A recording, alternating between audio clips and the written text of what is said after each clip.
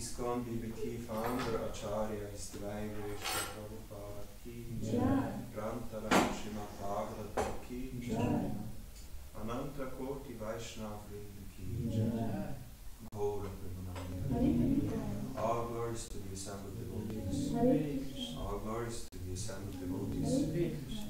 glories to the assembled devotees, glories to Sri Guru and Gauranga, all glories to Sri Guru.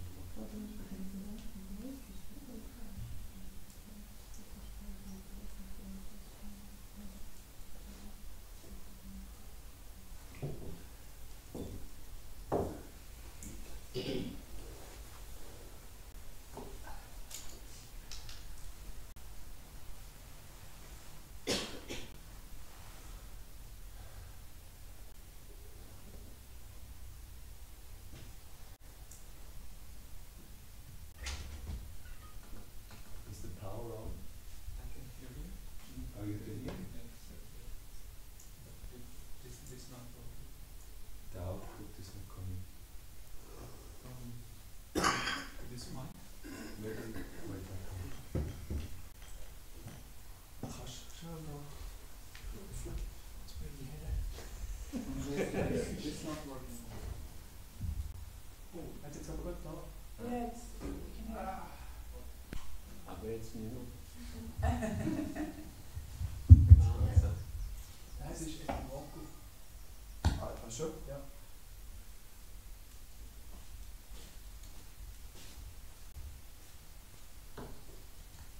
Also,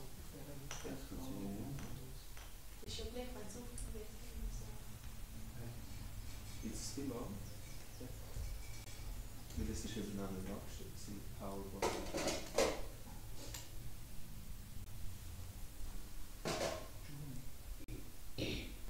Yes, and all volumes are normal.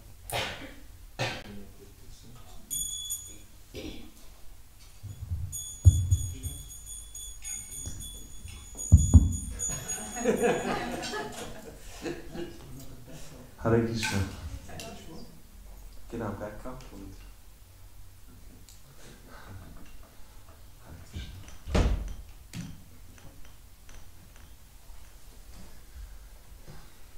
At Naimisharanya, when Sutta Goswami spoke to all the sages, he didn't need a microphone because he had so much Akash Tattva. His voice was so powerful that everybody could hear him. Today we are reading from Srimad Bhagavatam, Canto number 4, chapter 27, text 4.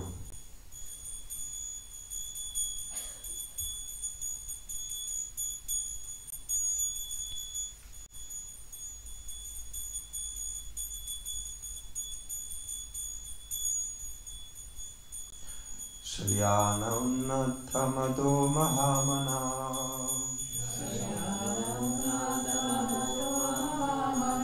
Sharyana Unnattamado Mahamana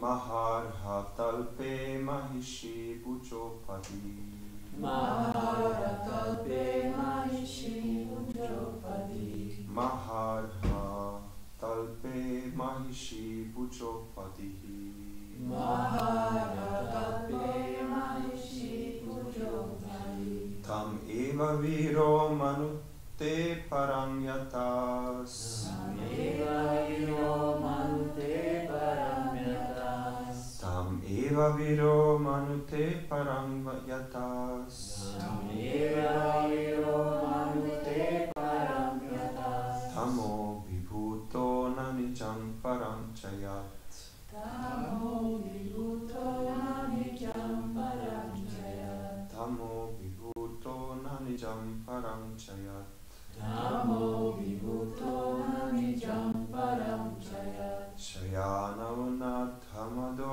Mahamana Shayana Unnattamado Mahamana Maharhatalpe Mahishi Bujopadi Maharhatalpe Mahishi Bujopadi Tameva viro manute parangyatas Tameva viro manute parangyatas Tamo vibhuto nanijam paranchayat Tamo vibhuto nanijam paranchayat.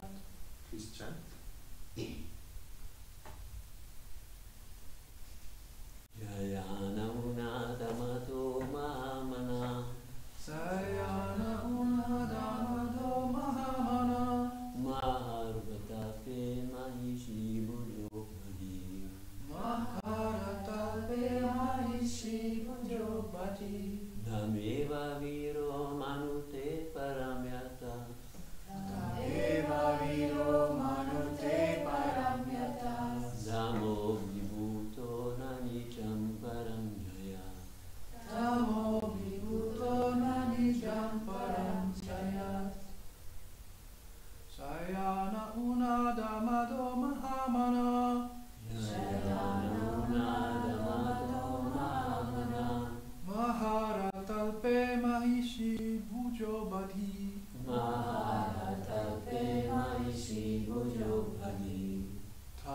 eva viro manute paramyatas.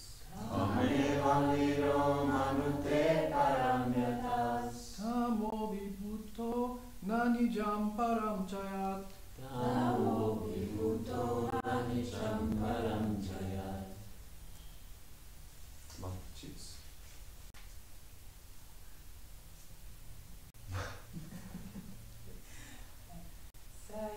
Sayana unadamado mahamana.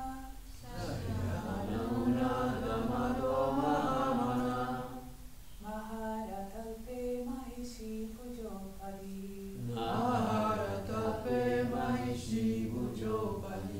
Tam eva viro manute param yatas. Tamo vibhuto nanijam param chayat.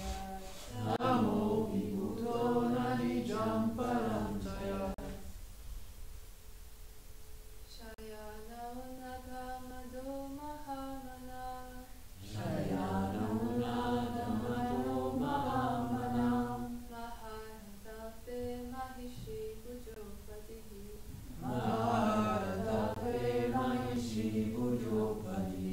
Tam eva viro manute paramyatas.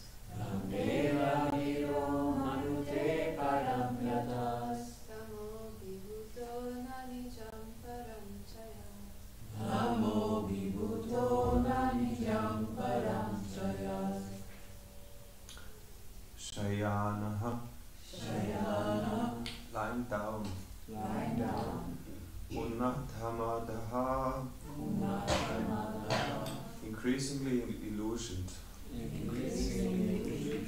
Mahamanaha. Advanced in consciousness. Maharhatalpe. On a valuable bedstead. Mahishi. Of the queen. Bhuja. Arms. Upadihi. Pillow. Tam. Her. Eva. Certainly. Viraha. The hero. Manute. He considered. Param. The goal of life. Yataha. From which. Tamaha. By ignorance. Abhivutaha. Overwhelmed. Na. Not. Nijam. His actual self. Param. The Supreme Personality of Godhead. Cha. And. Yat. What? Translation by Srila Prabhupada. In this way, increasingly overwhelmed by illusion, King Puranjana, although advanced in consciousness, remained always lying down with his head on the pillow of his wife's arms. In this way, he considered woman to be his ultimate life and soul.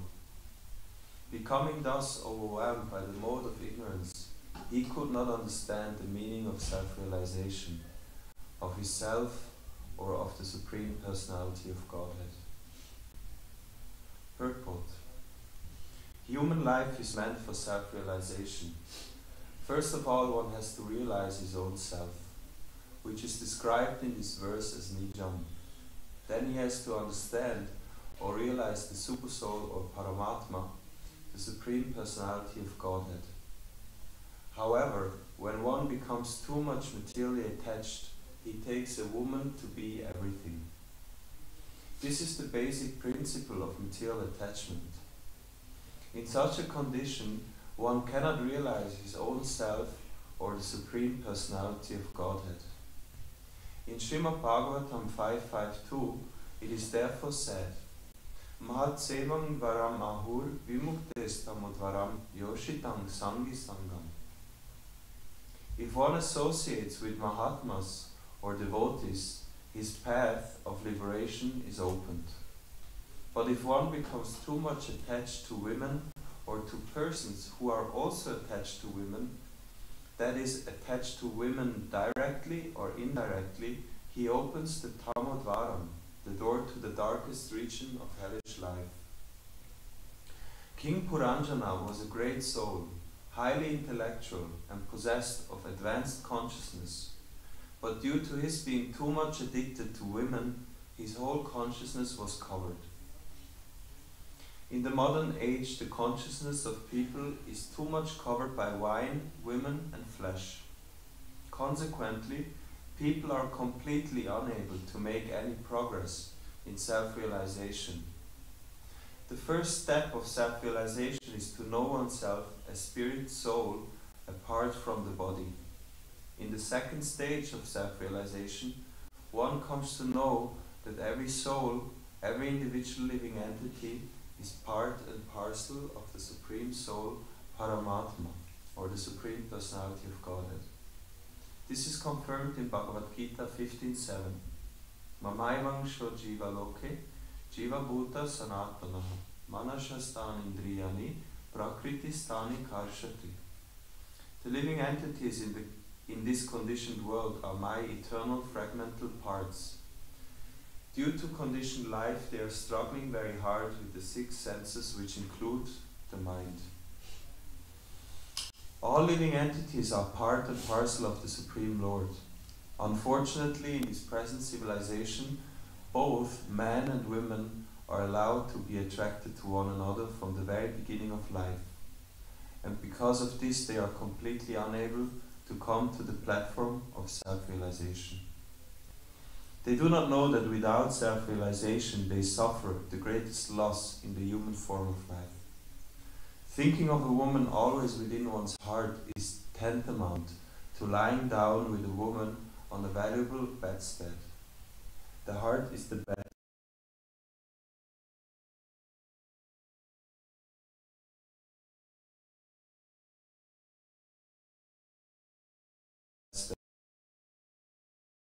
This way he overindulges in sex life and thus becomes unfit for self-realization.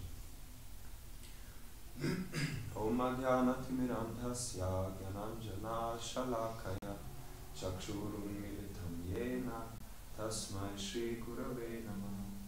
Shri Chaitanya Manobhishtam Stapitam Yena Bhutale Swayam Rupa Kadamayam Dadati Swapadantikam Vandeham Shri Guru Shri Yuta Padakavalam Shri Guru Vaishnavangscha Sri Rupam Sagrajatam Sahagana Ragunatam Vitam Tvang Sajivam Sadvaitam Savadutam Parijana Saitam Krishna Chaitanya Devam Sri Radha Krishna Padam Sahagana Lalita Shri Vishakhamritamscha.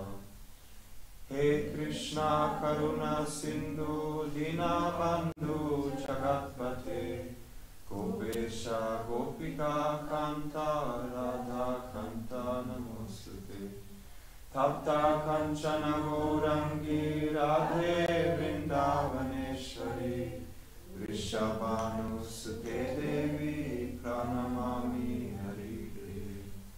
Vancha kalpa tarubhascha kripa sindhu bevacha patitanam pavanebhyo vaishnavebhyo namo namaha. Shri Krishna Chaitanya Prabhu Nityananda Shri Advaita Gadadhar Srivasadi Gaura Bhaktavrinda. Hare Krishna Hare Krishna Krishna Krishna Hare Hare Hare Rama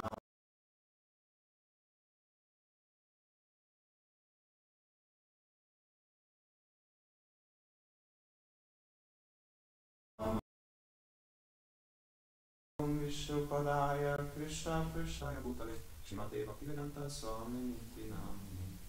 Namaste Saraswati Deve Gauravani Vacharine Nirvishesha Shunyavadi Paschatyadi Shatarine. Hare Krishna. So we're continuing in Puranjana's pastime, the story of Puranjana. And we are dealing with the most difficult topic probably to deal with in the philosophy, the man and woman topic now, which Prabhupada sometimes speaks very in a for the Western mind uncommon way. Like we don't hear that in our school education. We don't hear that in the television or in the newspaper.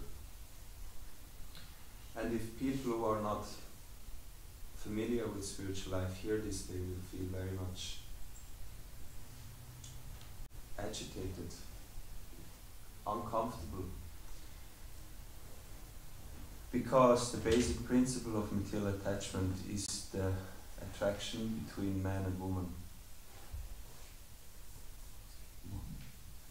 So, this everybody knows. Nobody has to go to school and learn that I am attracted to woman and I am attracted to man. This is natural. Everybody realizes at some point in life.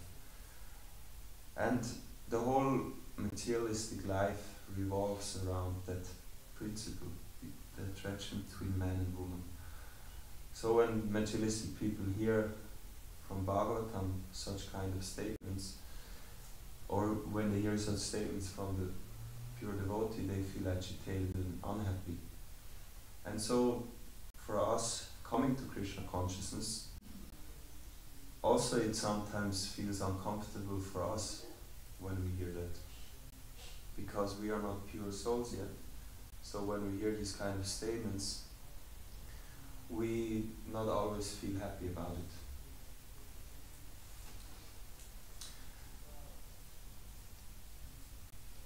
It's a very important topic, and I feel, at least personally, we know that Bhagavatam is not just some dead book, it's alive, and I feel like Bhagavatam in this moment is alive because just yesterday or the day before yesterday I had a discussion argument with one devotee. It was about a Mataji and the Prabhu wanting to do service together, specifically because, and both of them are unmarried.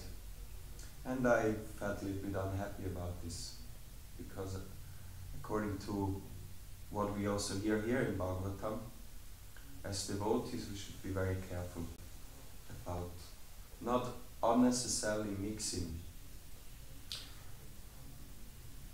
However, I want to say this in the very beginning, even Srila Prabhupada said that here in the West it is not possible to separate man and woman completely, because the whole culture is so predominated by that exchange that Prabhupada could understand if we focus too much on that separation, then they will not be able to practice Krishna consciousness. So let them practice Krishna consciousness as the first priority, and then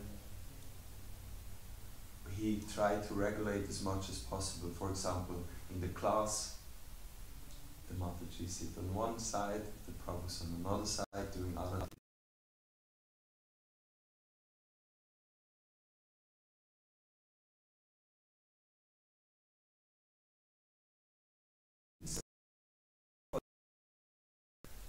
Prabhupada writes in his purport,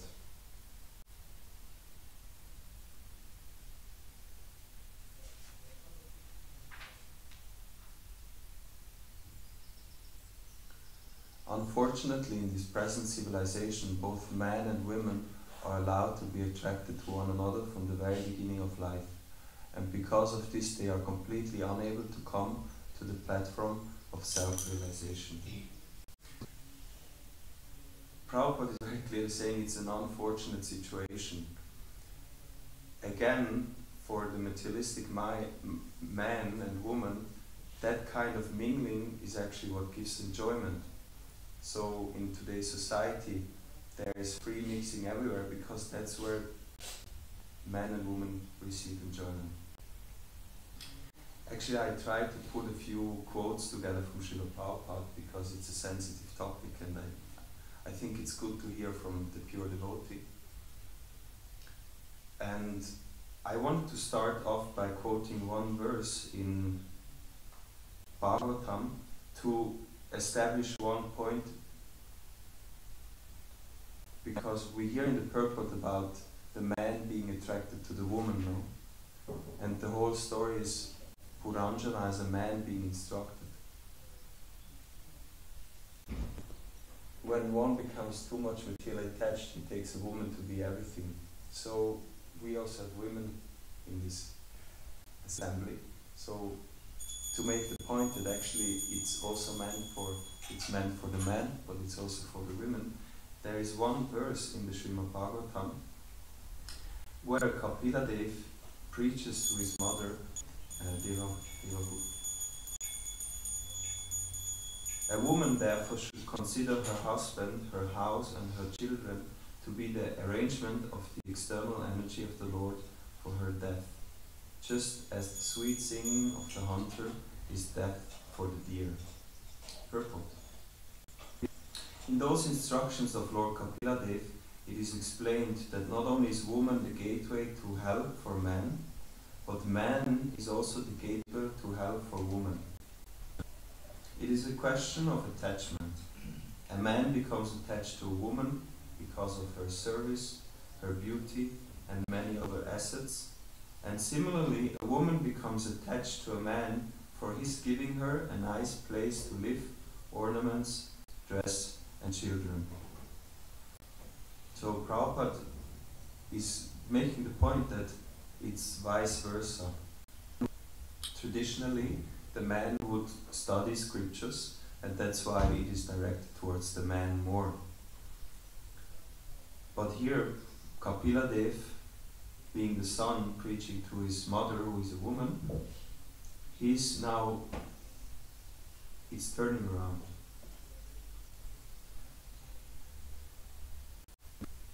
But it's not exactly the same, Prabhupada is pointing out, because man is attached to women for, here Prabhupada says, service, beauty and other assets, and the woman is attached to man for giving, that he gives her a nice place to live, ornaments, dress and children. So it's a little bit same but different. Naturally, man and woman are not the same, and so the attachment is also not completely the same. There is a subtle difference. But then the underlying principle is the same. To enjoy on the platform of the body sense gratification. That is the same. But then it manifests.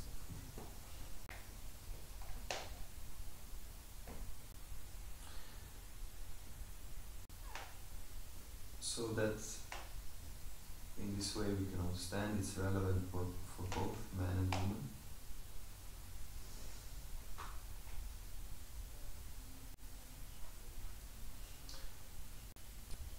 Then I thought, now we hear here the philosophy that Prabhupada is saying human life is meant for self-realization, and we hear it in the books, in the Vedic scriptures, that Atato Brahma Jigyasa, now as a human being you should inquire about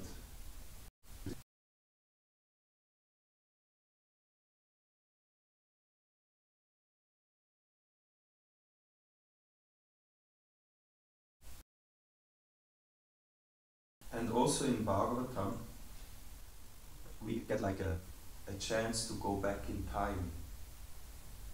No, it's because it's Purana, it's history. So when we read, sometimes we feel like transformed into another age.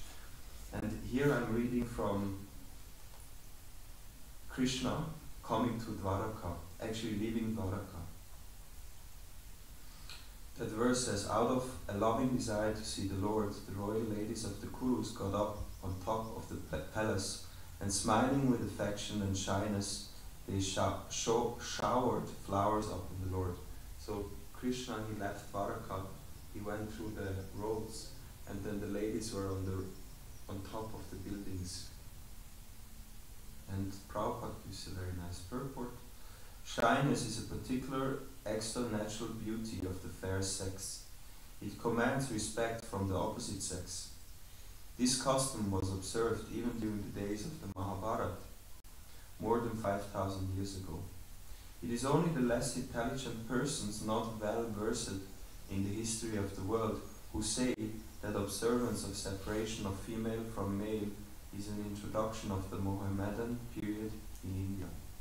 One time a devotee came to me, initiated devotee, and told me that according to his understanding, this separation of man and woman is actually unnatural. It has been introduced by the Mohammedans and it's not Vedic.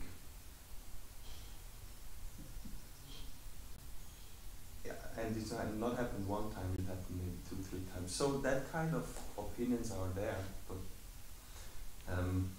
we are all fortunate today that we are able to listen to Srila Prabhupada, who makes a very clear point. No, Bhagavatam says that's how it was done.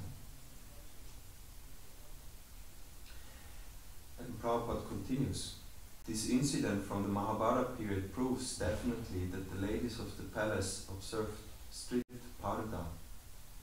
Parda is a Sanskrit word, restricted association with man. And instead of coming down in the open air where Lord Krishna and others were assembled, the ladies of the palace went up on the top of the palace and from there paid their respects to Lord Krishna by showers of flowers. Human civilization, as conceived of by the sages of India, is to help one free himself from the clutches of illusion. The material beauty of a woman is an illusion because actually the body is made of earth, water, fire, air, etc. But because there is the association of the living spark with matter, it appears to be beautiful. No one is attracted by an earthen doll, even if it is most perfectly prepared to attract the attention of others. The dead body has no beauty because no one will accept the dead body of a so-called beautiful woman. Therefore, the conclusion is that the spirit spark is beautiful, and because of the soul's beauty, one is attracted by the beauty of the outward body. The Vedic wisdom, therefore, forbids us to be attracted by false beauty. But because we are now in the darkness of ignorance, the Vedic civilization allows very restricted mixing of woman and man. They say that the woman is considered to be the fire, and the man is considered to be the butter. The butter must melt in association with fire, and therefore they may be brought together only when it is necessary. And shyness is a check to the unrestricted mixing. It is nature's gift, and it must be utilized.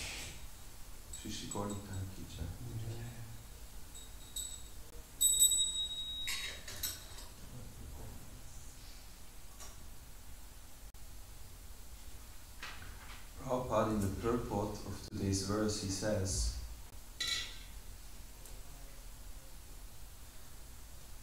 they do not know that without self-realization they suffer the greatest loss in the human form of life. Prabhupada is saying here that if we miss the chance of self-realization, that is the greatest loss of human life. It's not you are a billionaire and you lose all your money. It's not you are very beautiful and you lose all your beauty, or you are very strong and all of a sudden you become physically disabled. These kind of things are very bad. But the greatest loss is losing the chance of self-realization. And why? Because here it's described, Prabhupada describes the material beauty of a woman is an illusion, because actually the body is made of earth, water, fire, air, etc. But because there is the association of the living spark with matter, it appears to be beautiful. Because the conditioned living entity looks for happiness in this material world, and then we find this happiness in the opposite sex. And what do we see the beauty? But Prabhupada is saying that beauty is illusory. And we can, by simple logic, we can understand how Maya is actually present.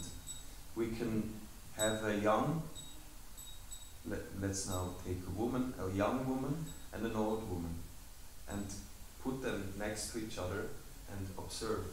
And we will see both have the same elements. Both have earth, both have water, both have air, fire, everything is there. But one is beautiful and one is not. Why? Because Maya. It's the illusory potency which somehow appears in a way that is nice. Prabhupada even then says, he gives the example of a doll. So another example, you can take a beautiful woman and then you make a doll out of her, a puppet. And then, okay, there's a beautiful woman, you are attracted, and then the doll, you're not attracted. If you go to the Harlem and you see those puppets, wearing the clothes, they have a nice shape and all, nice face, but no attraction. Because the living spark is there. And as I spoke maybe in the last class, now the problem comes that that kind of happiness becomes the source of unhappiness later on. Today I have a relationship with a beautiful woman, and tomorrow she will be ugly. Today I have a relationship with a powerful, rich, handsome man, and tomorrow he will be poor and ugly. But because I got some happiness from that, today I get unhappiness because I'm attached. And self-realization is the way how to achieve happiness, which is eternal. That's why a human being should be very serious about that and take the chance and become self-realized. And Prabhupada in the purport, he says, the first step of self-realization is to, as it is said, to realize oneself. And then in the second step, one has to realize the Supreme Self, Krishna. One cannot first realize Krishna, one first has to realize oneself. He makes that point twice in the purport. In the first paragraph, and then again in the second paragraph. The first step of self-realization is to know oneself as spirit soul apart from the body. In the second stage of self-realization, one comes to know that every soul, every individual living entity is part and parcel of the Supreme Soul, Paramatma, or the Supreme Personality of Godhead.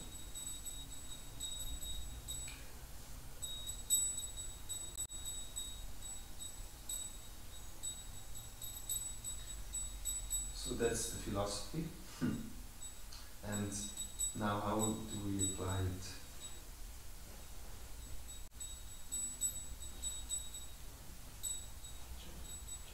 Okay. Prabhupada, when Prabhupada came to the West and started to preach, he was confronted with that problematic between men and women mixing freely. And here I'm reading from, this is an audio recording at one of the first weddings in ISKCON in 1968. It's actually a lot of content. Prabhupada explains very nicely how this attraction between man and woman, it is natural. Why? Because it comes from the spiritual world. And he speaks about Radha and Krishna being attracted to each other, and how this becomes a perverted reflection in the material world. So as in the spiritual world, the whole life is centered around Radha and Krishna, their loving affairs. Everyone just relishes the two of them being Radha and Krishna, everybody relishes Radha and Krishna, becoming united. The service of the devotees in Vrindavan is to facilitate the meeting of Radha and Krishna. That's what the Gaudiya Vaishnavas teach, that this is the highest devotional service. And so everybody is engrossed in this kind of exchange. And then Prabhupada says, similarly, everybody in this material world is absorbed in this attraction between man and woman. But then, of course, it becomes a self-centered thing. I'm a man, I'm attracted to a woman. I'm a woman, I'm attracted to a man.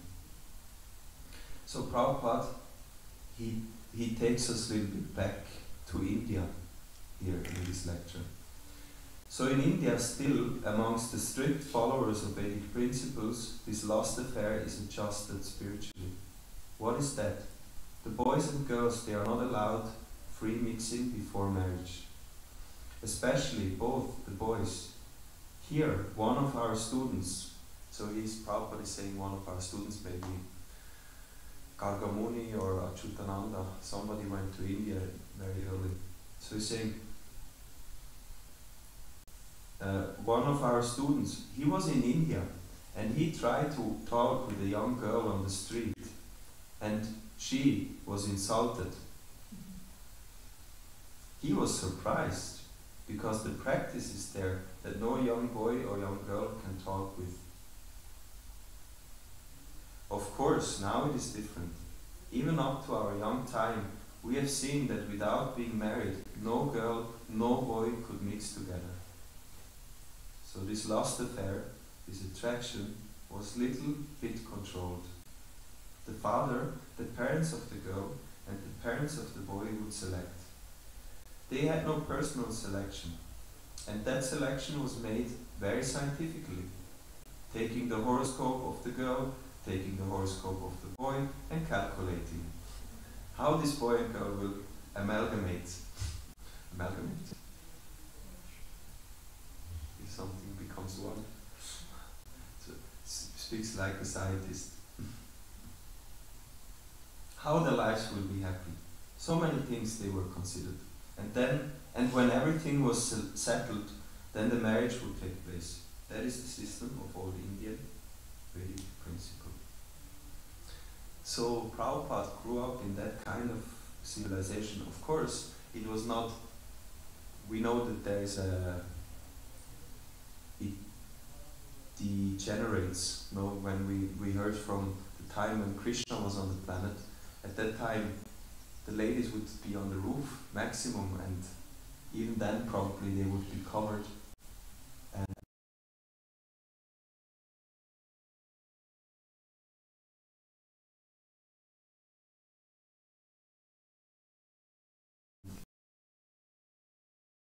into a school. At that time school was only for men, so there was no free mixing.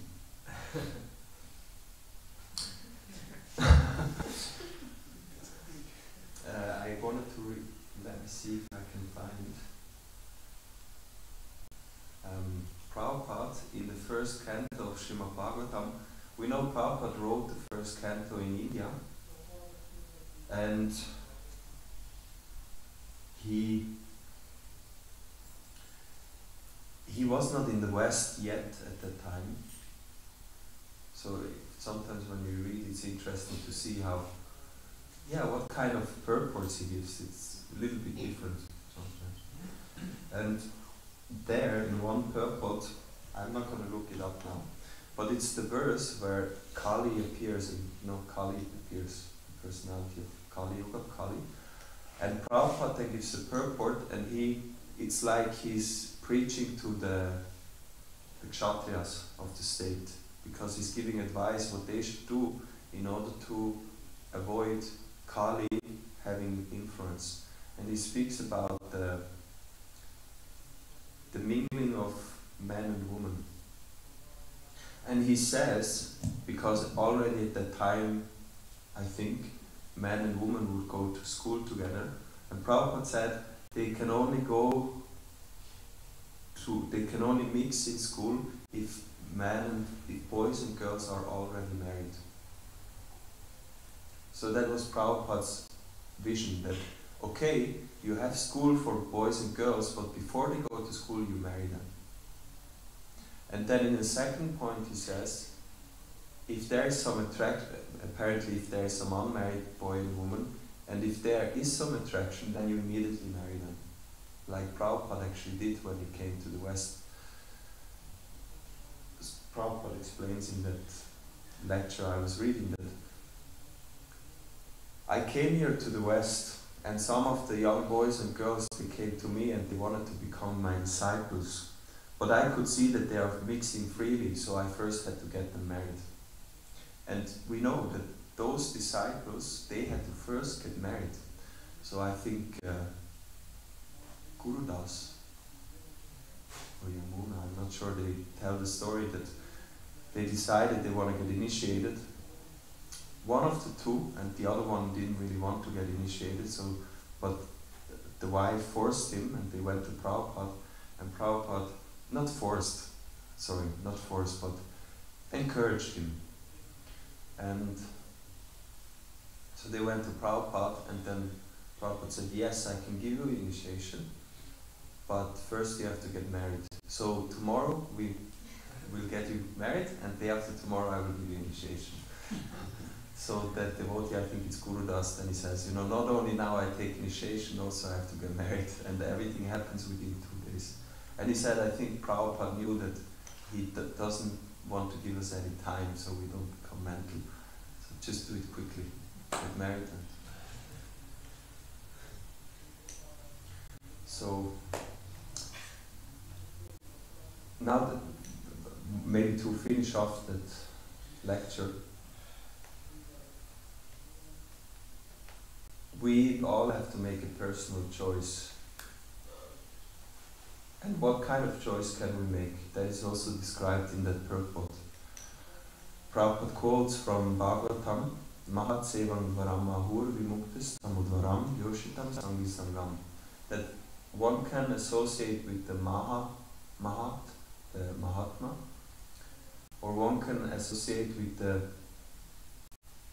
the Sangi, meaning one can associate with a self-realized person, or one can associate with the person who is attached to woman, or a man, both. And there's two different kinds of result. One person will, the door of liberation will open, and for the other person, the door of hell will open. And I was just thinking to mention one point, that I feel sometimes as practicing devotees, we take things a little bit lightly. We come, we get such an exalted philosophy, and we are connected with the pure devotee, but then we maybe sometimes forget where we are standing, and we act in a way not considering what will be the reaction of it. Now's the time to change, maybe.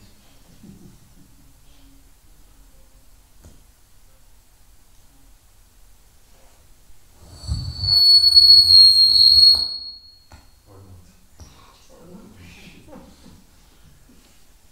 not. How did that happen? This was switched on. So, I'll Try finish. again, I make it Short, so we could always look.